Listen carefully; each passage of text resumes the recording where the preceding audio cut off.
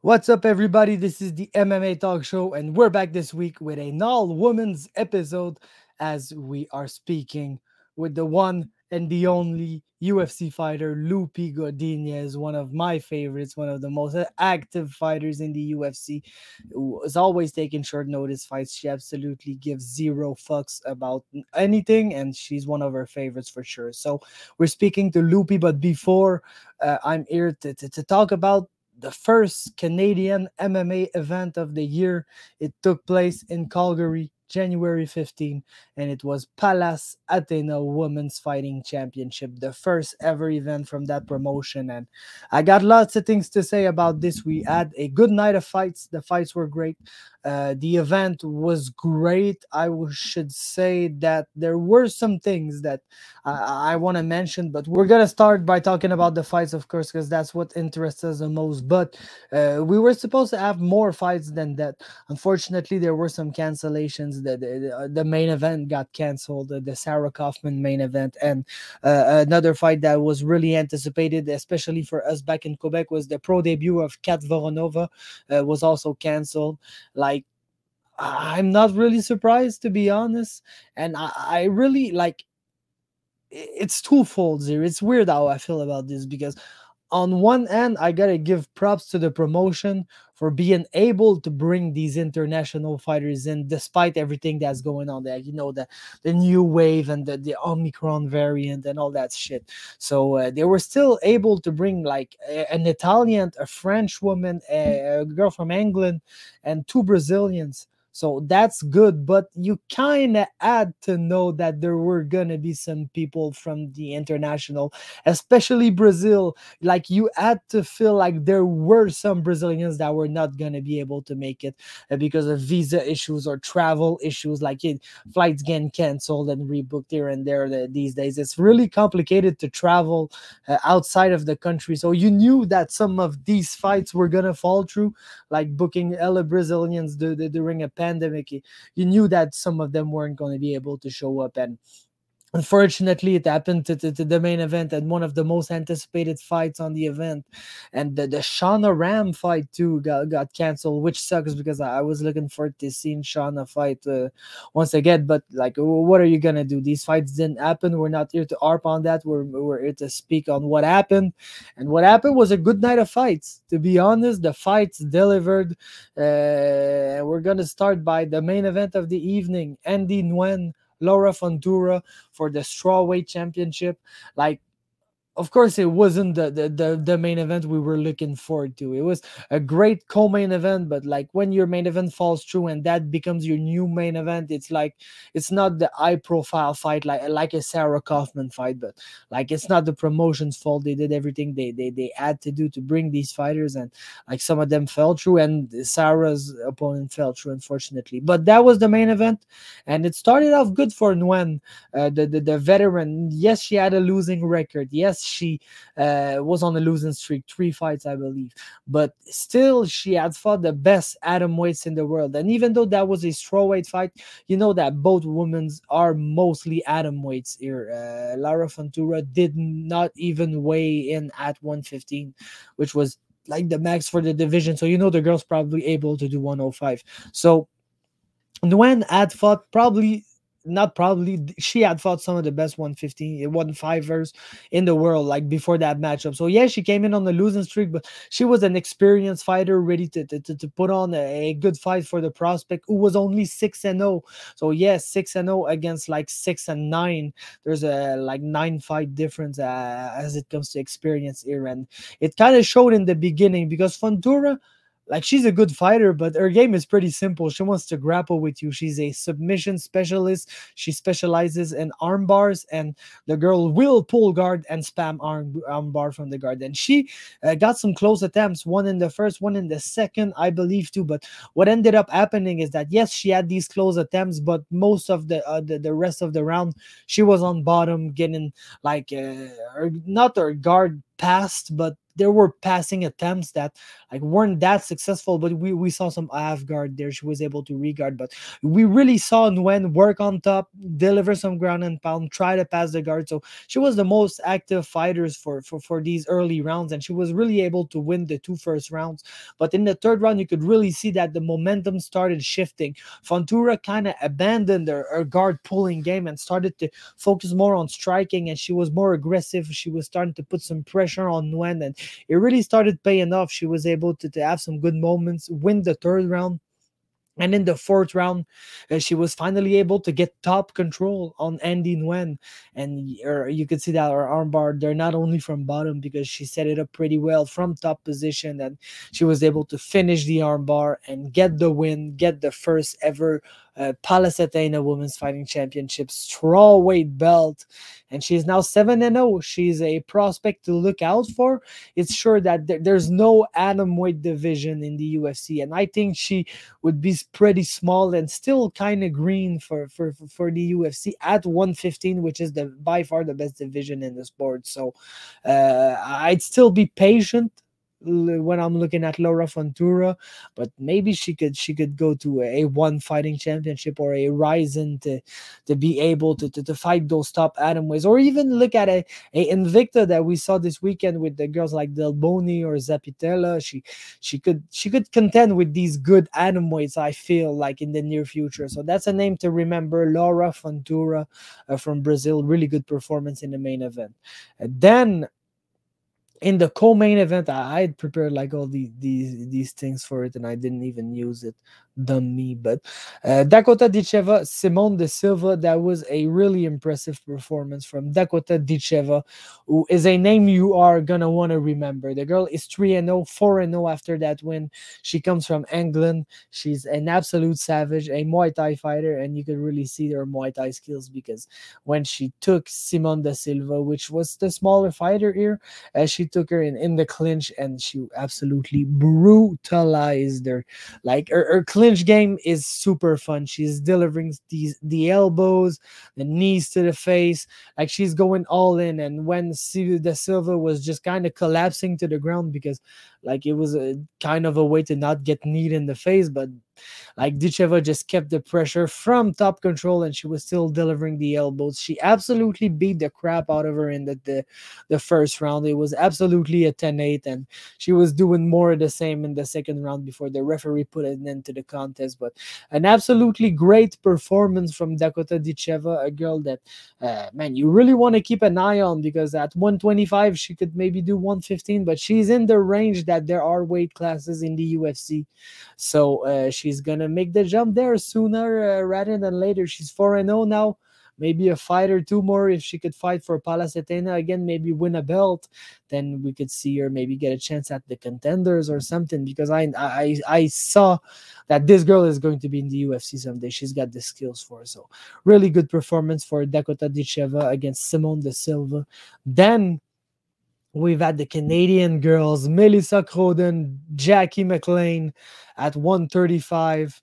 That was a great matchup. I was really hyped up for that matchup, and we really had the smaller, more grappling based fighter in Jackie McLean against the taller, lankier, striking based fighter in Melissa Croden. But we really saw some good exchanges in that fight, where McLean immediately put the pressure on her opponent. Like, she went really hard with the pressure, put her against the cage, was trying to secure the takedowns, and she was able to secure a takedown. But like the way that Croden adjusted to the takedown, they both fell on their knees, and Croden kind of had the wizard, and she was able to kind of stay on top, where McLean fell in the turtle position, and immediately Croden jumped onto her back. McLean was able to stand back up, but with Croden on her back, and she was able to secure the rear naked choke in the very first round for the impressive victory. And to get back in the winning column, she had her last fight didn't go her way for Melissa Croden, but now she's back at it. She won. She's 3-1 as a pro, and she's really establishing herself as one of the top women's prospect in Canada. Same thing for McLean, though. She's good. I really love her style. It wasn't her night. She got caught, but unfortunately for her, it's not the way that she wanted it to go. but still we've seen some good things from her in that fight and in her first pro fight. So I'm really hyped up for both of these women, but Croden really took a step in that fight. So I'm really looking forward to see what's next for her. Then before that, we had two pro debuts, Canadian girls, to Maxime Turcotte Novosedlik from Ottawa against Alana Cook. And Alana Cook is really good. She was bigger than her opponent here, and she was like Maxime Turcotte Novosedlik is the boxer in that fight. She's the striker. She's about as tall as her, but she's the girl that wanted to, I should say taller than her, sorry, but she's a girl that wanted to use her jab, keep the distance, and really strike her opponent up. But Alana Cook didn't want none of that shit, and she was the bigger fighter, like maybe not the taller one, but the thicker fighter, the bigger fighter. She even fought at 145 at some point in her amateur career. That fight was at 135, but Cook was really knew that she had to take that fight to the ground, or that it would be the easier way for her to win that fight, to get it on the ground, and that's exactly what she did. She absolutely beat Maxime Turcotte up from top, and then forced her to give the backup and give the rear naked choke. First round finish for Alana Cook. A really good performance, and once again a fighter that I'm looking forward to what's next for her. Before that, we had a really good fight. Like I would say one of the first fights that could be considered as an early contender for a fight of the year. It may not end up being the Canadian fight of the year in the end, but it was a really good competitive fight between Maria Djukic, Sweet Maria, and the French woman Clara Risignolo. And like, to be honest, really good back and forth between good strikers. Like, they didn't go all out crazy, but they were trading shots. Both were countering really effectively. And it was really a game of who was going forward, who was putting the pressure, because Maria started really strong, put the pressure on her opponent, was landing the harder shots, even dropped her in the first round, and was able to really put a stamp on the first round with a good performance. But in the second, it kind of felt like the experience of Clara was starting to show, and that Maria was maybe slowing down a little. You know, Maria Djukic only had one pro fight, and I believe 2 or 3 amateur fights before that. Wasn't the case with Clara, who had 5 pro fights and I think five amateur fights. So really a difference in experience here, and kind of started showing in the second round as Maria was clearly slowing down a little bit, and Clara was able to go from the fighter that was backing up to the fighter that was putting on the pressure, and the fighter that was going forward, and she was able to land some good strikes and really steal that round from Maria. And she started back up with some good pressure too in the third round.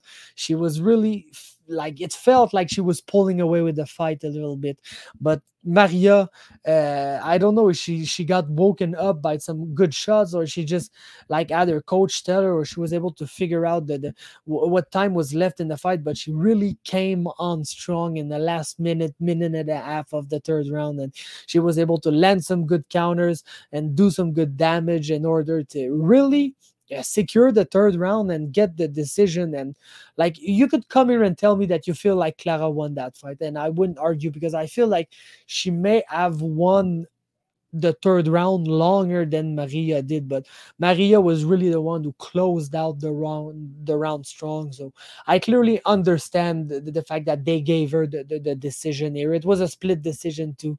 So 29-28 two times for Djukic, and 29-28 in favor of the French fighter Clara Risignolo. Really good fight, really good matchup. Maria Djukic, I'm glad to see her have some competition. Like, it's cool to see her tested, to see what she can do when she has to dig deep, and she really showed like some good poise and some good like awareness of like where they were in the fight, and how she had to step up her game in the final minute to really pull through with the victory. That's what you want to see from your young prospect. So good shit by Maria Djukic here. And the first fight of the night was maybe the worst fight of the night, even though it's not a bad fight. But It was Italian Manuela Marconetto against Stephanie Essenza from Red Deer. And both girls didn't fight in a while. Like, really, Stephanie Essenza was 2-1 before that contest, and she had fought for the last time against Linnell House at Hard Knocks 41 in January of 2015. So it was close to 7 years. So it was not really, because it was January 30 and now she fought January 15. But if we just take the months, it was 7 years after her last contest that she came back to the cage to fight. And for Marcaneto, she was 0-1, and her only fight was in 2017. So quite a while for her too. But really, I felt like Stephanie, I don't know if she was like rusted a little bit, if she had some ring rust or stuff, but she did not pull the trigger in that fight. And I feel like she really gave the time to Manuela to implement her game plan and to implement the type of game that she wanted to do, either on the feet or with her takedown attempts and her striking. But like, I feel like Stephanie is better than what she showed in that fight. Like I said, I don't know if it was ring rust because she hadn't fought in a while, but like, I feel like she could have done more in that fight. And if she did, she would have won. She absolutely would have won that contest. So maybe a little letdown for her, but like, she's back at it now. She got her feet wet again, and maybe if she wants to keep doing that stuff, we've got a women's promotion in Canada now. So she should keep doing it, and I'd be happy to see her fight again, and maybe we could see a better performance from her in another fight after she got her feet wet again, with a fight that I feel like she probably not really happy with her performance there, because she could really have beat that girl, but she didn't pull the trigger enough, and that gave the decision to the Italian fighter Manuela Marconetto in the first fight of the evening.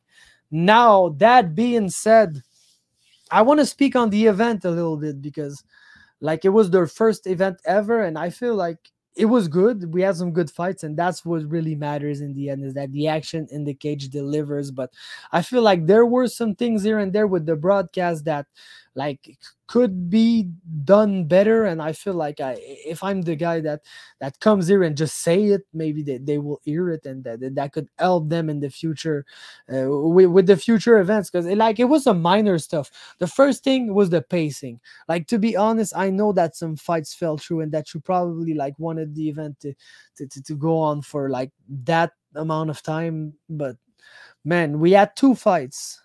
Then we had, like, yes, it was on some Indian reservations, on some native. I don't really know how you say it correctly in English, to be honest.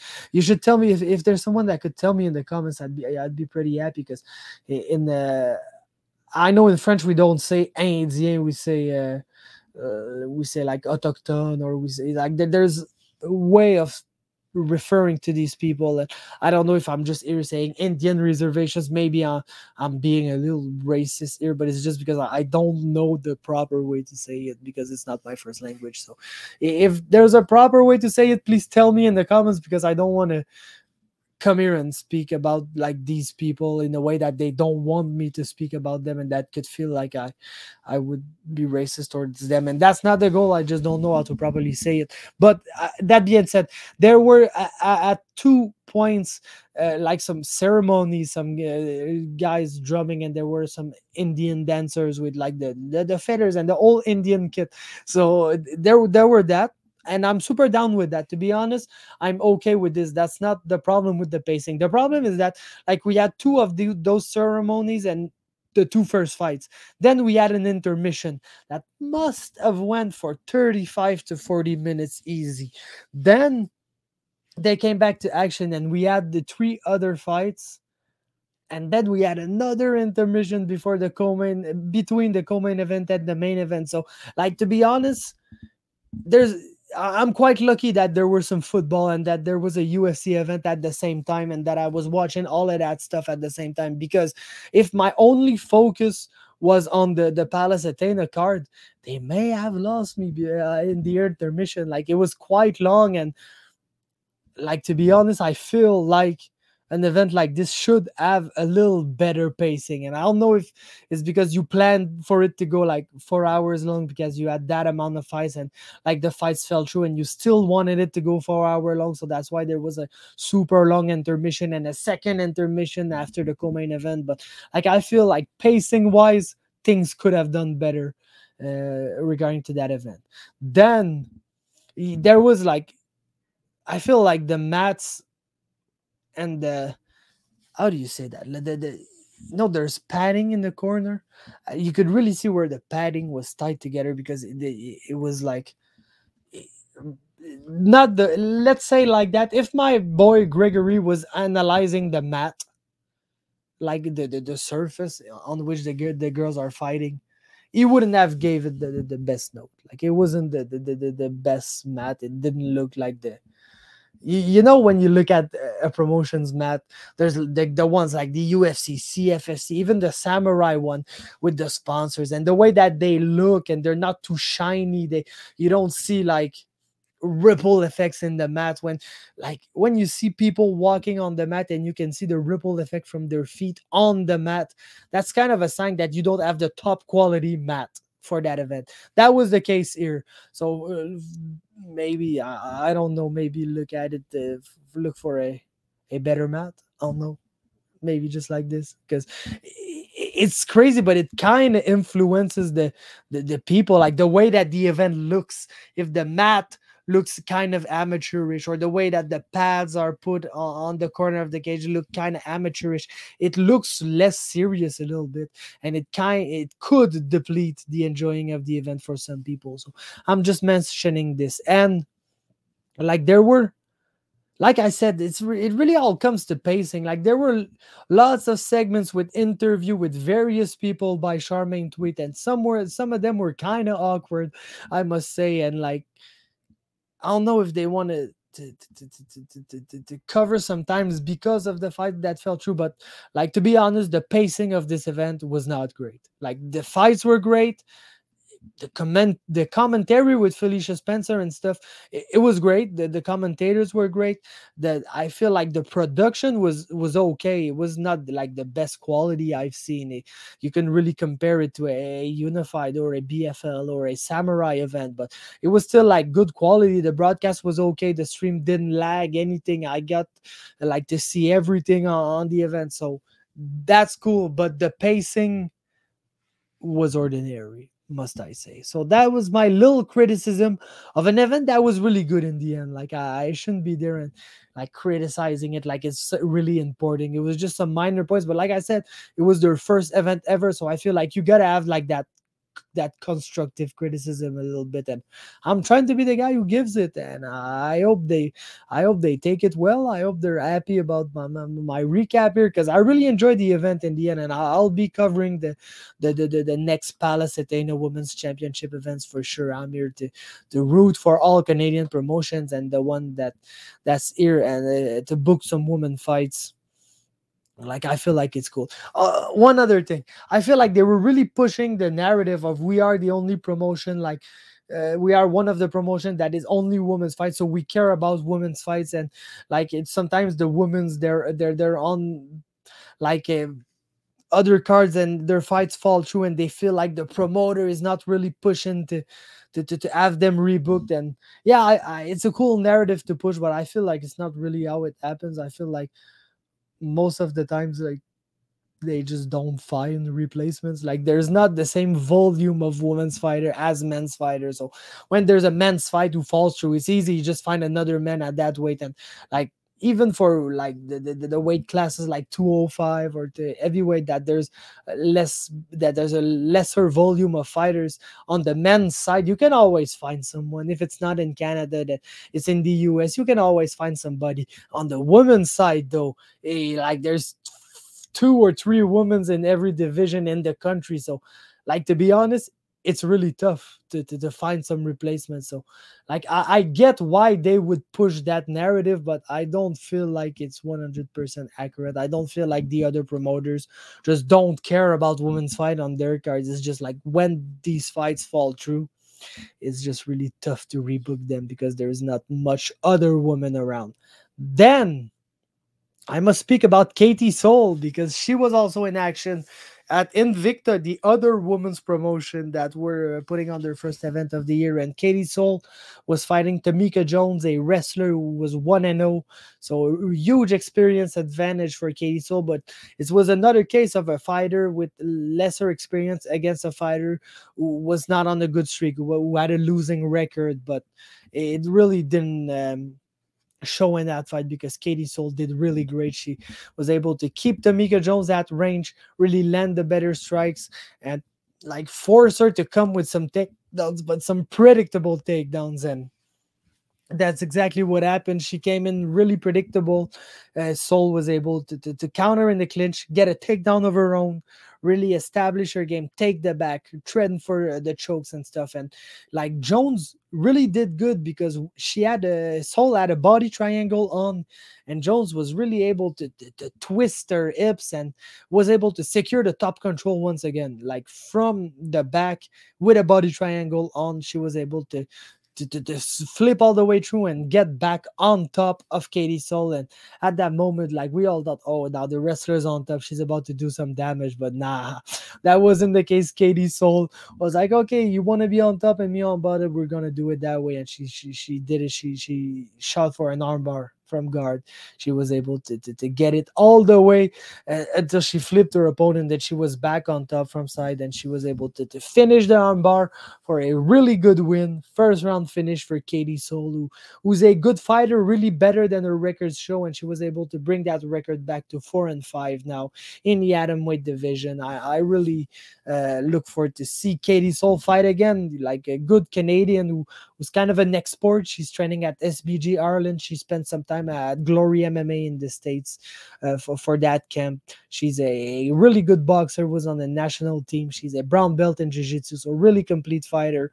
And I'm looking forward to what's next for a really good performance for Katie Soul, who was the first Canadian fighter to fight this year for Invicta. So good performance for her, good shit from the women's.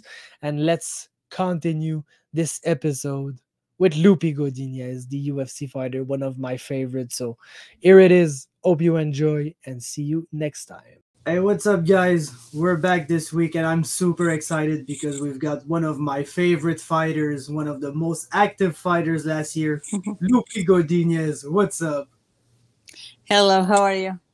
I'm doing fine. I'm really happy to have you on today. Like I said, I was following you in your debut when you fought for BTC and even for Combate before, and I was Mm. pretty excited about the chance to see you fight in the UFC after you had won the LFA belt. And my God, man, what a ride you put us through this year. Yeah, it's been busy since I got there, so I'm really happy. It's been busy. You said what's crazy is that I don't even think you have been like booked in a fight yet. I think it's always like, oh, replacement there, and every time we see a fight fall through in the division, we're there. Oh, Loopy's gonna take that fight, and Yeah. almost every time you do. Yeah, for sure.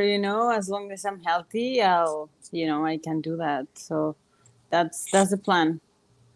For sure. So you were still having like you had one first round finish, but the other fights were kind of long. Like you went to this to decision and everything. So how were you able to be ready to fight that quick after? Is it that you just don't take much damage, or you don't hurt easily after the fight? Because like for myself, I go to jiu-jitsu and I just get hit in the face, and I've got like my whole fucking face is like bruised up and stuff, so I mark really easily. So is that not the Yeah. case for you? Yeah, no, and you know what? Like I train really hard, so the fights are easy. That's what it comes down to. Like how hard are you training? So for me, I try to hard as I can. So when the fight comes, it's just a walk in the park. Or I shouldn't say that because it's not that I'm just finishing them like right away. Of course, they're giving me some fight, but I'm not getting that much damage. I'm not getting hit that much, and that has to do a lot with it too. Cool. I think I know the answer, but if I have to ask you, what was your favorite fight this year? wanna say, I wanna say the last one. Um, what was her name? I forgot. Oh yeah, the Thai girl, like Loma. Lobani, yeah. Yeah, Loma, Loma yeah, with Loma. the last name that I can't really say. I don't know. Yeah, Loma. Sorry, my brain is like, yeah, No Loma. That worries. was my favorite, one of my favorite fights. I would say this year, last year. Um, it was in my weight class, which is nice. She was really tough. You know, when I had a knee bar pop 2 times, pop pop, and I look at the referee like, oh my gosh, the knee pop, and then I look up to see my coach, the knee pop, and they're like, okay, you gotta keep going, right? But oh man, and then she turned around and she was fighting still. I was like, wow, like she's tough. She was really tough, and she has so much experience. She's been training since she was a little kid, so it was a good test for me. I like challenging. Yeah, for sure. I thought you were gonna say the first round armbar because it was really beautiful, but I think I agree with you because like the thing that I really liked about the Loma fight is that you had more time on your feet too. Because we know you as a Mhm. very, very complete fighter, but like most of your UFC fights, there has been like lots of clinch, lots of ground exchanges, and you really showed everybody that you're really good there. But you're a really cool boxer too. I really like your style standing up, and you really had the chance to show more striking in that fight, and that's why I really really like that performance. And like you said, still on the ground, you're able to always go for submissions, and Mhm. you had close calls. But I think these Thai fighters, they just like they're crazy, man. Like Yeah, yeah, it was when good. you watch some Muay Thai in Thailand and stuff, they beat the shit out of each other, and nobody I know. never quits. So, uh, but yeah, for real, I think I would have tapped on that knee bar. No, yeah, she was really tough, and it was. I don't know. I just love fighting. I'll fight every weekend if I could, if it was up to me.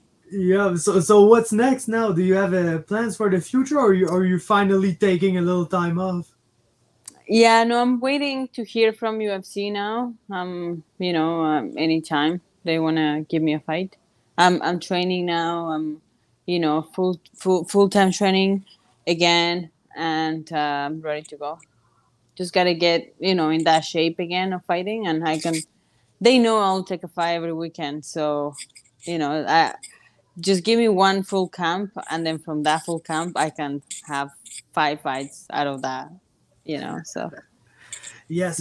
Do you like let's say expect a certain caliber of opponent now, because like your division is really fascinating. You've got like the top women in the world that like they've been there for pretty much the whole time the division existed, like Carla Esparza, Tug Rose, Joanna, all these girls, they're there since the beginning. Then you have all these new girls like let's say Marina Rodriguez, you've got Amanda Lemos, Mackenzie Dern, all rising through the ranks. Then you Mhm. got like older girls that we don't really know if they're fighting anymore, like let's say Carolina, Felice Erig. And then you've got every other fighter in the division that have like 1 to 4 fights. So I feel like the Mhm. division is super wide open this year to maybe get a chance at the top 15, since like there's girls at the bottom of the top 15 that we don't really know what they're doing. So I was wondering like do you expect like a certain caliber of opponent now that you've got 4 fights, or are you still willing to like take a newcomer on a week's notice just to fight? Yeah, well, of course, I'm expecting to go up the ladder, and the better the opponents are, the higher ranked they are, the better for me. So, I'm leaving that to my management and to the UFC. I'm sure they're gonna do a good job and just make the decision that is right. I never really pick my opponents, as we know, so I just wait. For sure. I would love if you could fight Angela Hill this year. I feel like that would be the passing of the torch. Like Yeah, you're the new Angela Hill now. yeah, that would be really cool. A couple of people they've been mentioning that matchup. That will be a good matchup. And I like it. All the girls that are in the 115 are so talented. It's so many. So I'm lucky to be in that division for sure. And if they give me Angela, I'm here. Yeah, like you said, it's been the best women's division for years now, and I don't Hmm. really see the day that it's not gonna be that way. It's really Yeah. amazing to see. So, you're back training. You're in Vancouver now. You're in Canada. Yeah, I'm at home. Yeah. Yeah. Okay. So you trained a lot back in Mexico this year. How was I that? went. I went 2 times last year. Yeah, I went 2 times to train with the Grasso team. It was really good. I'm planning on going back there. I really like it. Um, and yeah, for now I'm staying here for a little bit. I gotta polish my skills and add some more tools, and that's what I'm doing. For sure. I was training like in BC, because here like I'm in Quebec and we like Okay. there's basically no training. Like we have a curfew and stuff. It's being lifted on next Monday, but like they're really going crazy with COVID here. So I was just Yeah. wondering, how are you guys doing? Because right now we can't train and we're getting super fat and it's depressing. So I was wondering, out west, how are you guys doing? Yeah, I mean the gyms, MMA gyms are open, boxing gyms are open. Weight room gyms are not open. It doesn't make any sense. I don't know why. Um, but yeah, we're open 50% capacity. I think that's what it is, and that's we're lucky we're still training. Yeah, that's the thing I like about like the way people think like in BC and I know Alberta is very different too, but like in BC is that like they understand that some of you guys are doing this for a job, Hmm. which is not the case in Quebec. Like in Quebec, they do not give a single shit if you've got an MMA gym or a gym for any sport or a weight room. A gym is a gym, and they're all fucking closed, and they do not care. Like if you have to train to do your job to make some money, they just do not care. So that's the thing I like about you guys back there is that they kind of understand that some of you guys still need to be in the gym and train to make a living, and they allow you like professional athletes to be able to train, which is not the case around here. So I see. yeah, that's cool for you. Yeah, for sure, we're lucky. So did I have anything left for you? No, I don't think so. I think that yeah, I think that's it. I think that's it. I had a couple questions, but pretty much asked them all. So thank you very much, Loopy, for Thank you. taking the time. I'm really happy we had the chance to speak today. And man, we'll be tuning in. We'll be looking forward to some news. We'll be tuning into your Instagram account and everything to make sure to know what's up and know when you'll be booked. And hopefully this time we get a date and an opponent like a Yeah. couple of weeks at least in advance. Right. Yeah, I know. Perfect. Thank you very much. Have a good day. Yes, thank you. Bye. Bye.